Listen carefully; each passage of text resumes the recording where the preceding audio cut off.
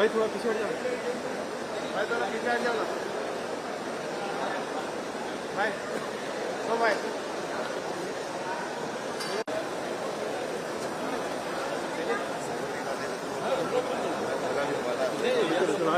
बाहर जा रहा हूँ। आ जाए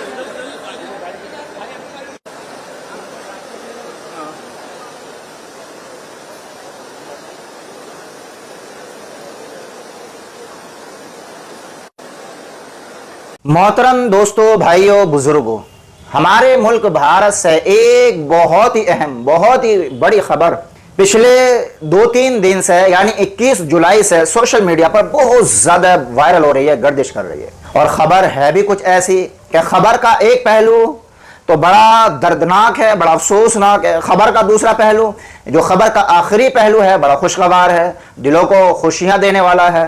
आप लोगों में से कुछ लोगों को याद होगा, सन 2006 में जुलाई के महीने में मुंबई में 6-7 जगह, अलग अलग जगहों पर बम ब्लास्ट हुए, जिसमें 190 लोग तकरीबन मारे गए थे और 10-11 मिनट के अंदर अंदर हुए थे ये 6-7 बम ब्लास्ट। उन बम ब्लास्ट के इल्जाम में 12 मुसलमानों को, नौजवानों को गिरफ्तार किया गया था, जेल में डाला गया, उनके खिलाफ मुकदमात पेश किए गए, उनके खिलाफ केस दर्ज किए गए, उनके खिलाफ कार्रवाइयां हुई, उनके खिलाफ छानबीन हुई।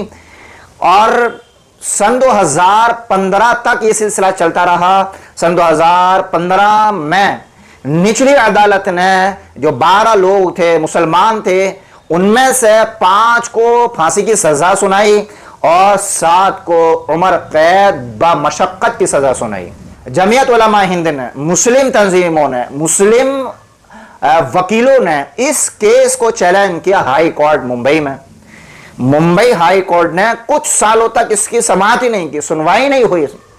और जब सुनवाई हुई तो ऐसी सुनवाई हुई, अल्लाह की तरफ से ऐसा फैसला कि लोग हैरान रह गए, अक्ल हैरान रह गई कि आखिर सरकारी एजेंसियां, इतना बड़ा सरकारी सिस्टम क्या काम कर रहा है।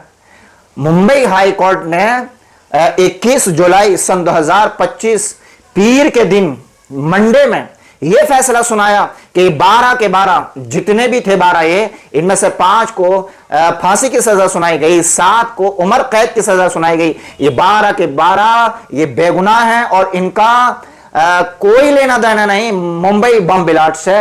ये मुंबई की हाई कोर्ट ने फैसला सुनाते हुए 12 के 12 लोगों को बइज्जत बरी कर दिया। लेकिन उनमें से जो 5 लोग थे जिनको फांसी की सजा सुनाई थी निचली अदालत ने, उनमें से एक मुसलमान का कोविड-19 के दौर में सन 2022 में उनका जेल में ही इंतकाल हो गया। इसी खबर में एक चीज और सुनिए, ये आप फोटो देख रहे हैं, उलमा के दरमियान एक शख्स बैठा है, गुलाबी पिंक कलर की हल्की सी शर्ट पहने हुए।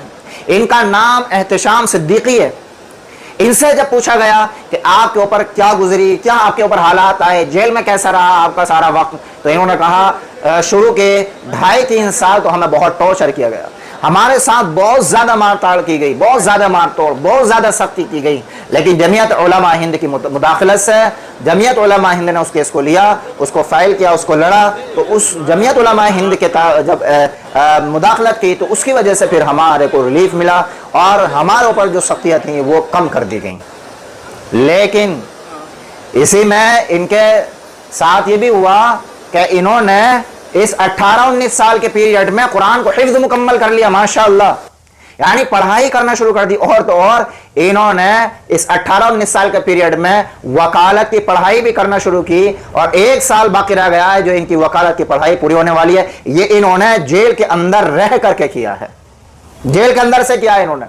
अब 3 बातें मैं आपको बताऊं इसके ताल्लुक से। पहली बात तो यह है कि जो ना पढ़ने के बहाने तलाश करते हैं उन्हें सबक हासिल करना चाहिए इन साहब से, जिनका नाम एहतशाम सिद्दीकी है, जिनका नाम एहतशाम सिद्दीकी है। इन्होंने कुरान को हिफ्ज मुकम्मल किया, कुरान के हाफिज बने हैं और वकालत की पढ़ाई मुकम्मल होने में अब इनका 1 साल बाकी रहेगा। एक बात तो।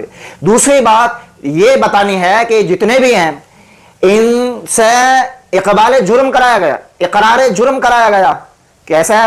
इनको टॉर्चर करके, इनको मार तोड़ के, इनको 3rd डिग्री टॉर्चर करके, इनको ऊपर जिस्मानी तशद्दुद करके, इनको ऊपर जुल्म कर करके, इनसे निचली अदालत में कटहरे में खड़ा कर करके इनसे ये कहलवाया गया, कहो कि हमने बम ब्लास्ट किए।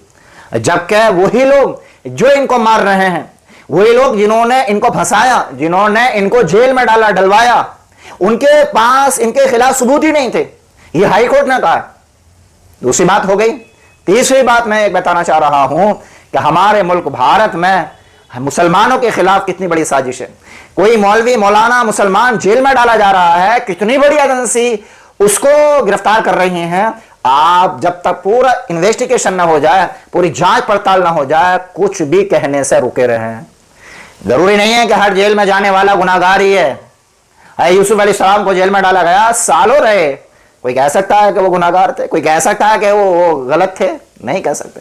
ऐसे ही आज का मुसलमान, आज का कोई मौलवी जेल में जा रहा है तो उसके खिलाफ जुबान खोलने से बाज रहे जब तक पूरी जांच पड़ताल न हो जाए। एक बात और, जिन्होंने इन मुसलमानों के खिलाफ केस दर्ज किए, जिन्होंने मुसलमानों को इनको मारा, जिन्होंने इनको जेल में डाला, जिन्होंने इनको गिरफ्तार किया, चाहे वो कोई भी है, अब उनके खिलाफ क्या होगा? यह भी एक बड़ा सवाल है। क्या उनके खिलाफ कार्रवाई होगी? ये 19 साल जो इनके बर्बाद हुए हैं, जो इनके 19 साल खराब हुए हैं जेल में, क्या इनकी कोई कीमत दे सकता है? नहीं दे सकता है। तो आपसे गुजारिश है, इन बातों पर ध्यान रहें, होशियार रहें, सतर्क रहें और अपने तरक्की करने में मगन रहें। चाहे वो कारोबारी तरक्की हो, चाहे वो तालीमी तरक्की हो या तरबियती तरक्की हो, किसी भी तरीके की तरक्की हो, उनमें मगन रहें। इस वीडियो को आप ज्यादा से ज्यादा शेयर करें, क्योंकि आज की तारीख में ये मुसलमानों की बहुत बड़ी फतेह है। और ये भी पता चला है कि भारत में मुसलमानों के खिलाफ कितना बड़ा सिस्टम काम कर रहा है। ये भी आज पता चला। मुंबई हाई कोर्ट से भारत के उस सिस्टम को बहुत तगड़ा तमाचा लगा है जो मुसलमानों के खिलाफ आग उगलता है, मुसलमानों को गिरफ्तार करता है, करवाता है और बेगुनाह मुसलमानों को जेल में ठूंसता है, ठुसवाता है। और उनकी जवानियां, मुसलमानों की जवानियां जेलों में गुजर जाती हैं। फिर 15 साल, 20 साल, 25 साल जब उनके खिलाफ कोई भी चीज नहीं पाई जाती तो फिर उनको बाइज्जत रिहा कर दिया जाता है। एक अफसोसनाक बात इसके साथ ही ये भी आई कि हमारे मुल्क भारत की कुछ पार्टीज ऐसी हैं जिन्होंने हाई कोर्ट के इस फैसले को गलत करार दिया है और कहा है कि इनको फांसी होनी चाहिए। ये कहा है उन्होंने, उनके बयान आ गए हैं। ये भी अफसोसनाक है। तो बहरहाल आपसे गुजारिश है, होशियार रहें, सतर्क रहें, वीडियो को शेयर करें। आपका क्या कहना है इसके ताल्लुक से कमेंट बॉक्स में अपने ख्यालात का इजहार जरूर कीजिए। चैनल को सब्सक्राइब जरूर कीजिए।